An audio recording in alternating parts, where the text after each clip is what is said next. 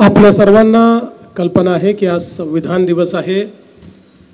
आजच्याच दिवशी भारतरत्न डॉक्टर बाबासाहेब आंबेडकरांनी हे संविधान आपल्याला अर्पित केलं होतं आणि संविधान सभेने त्यानंतर 26 जानेवारी 1950 ला हे संविधान अंगीकारलं होतं।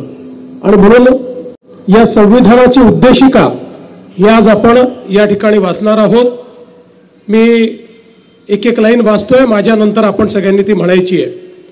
आम्ही भारताचे लोक, आम्ही भारताचे लोक, भारताचे एक सार्वभौम, भारताचे एक सार्वभौम, समाजवादी, समाजवादी, धर्मनिरपेक्ष, धर्मनिरपेक्ष, लोकशाही गणराज्य घडविण्याचा, लोकशाही गणराज्य घडविण्याचा व त्याच्या सर्व नागरिकांस सामाजिक, आर्थिक आर्थिक व राजनैतिक न्याय, विचार, अभिव्यक्ती, विश्वास, श्रद्धा व उपासना यांचे स्वातंत्र्य, दर्जाची व संधीची समानता निश्चितपणे प्राप्त करून देण्याचा आणि त्या सर्वांमध्ये व्यक्तीची प्रतिष्ठा व राष्ट्राची एकता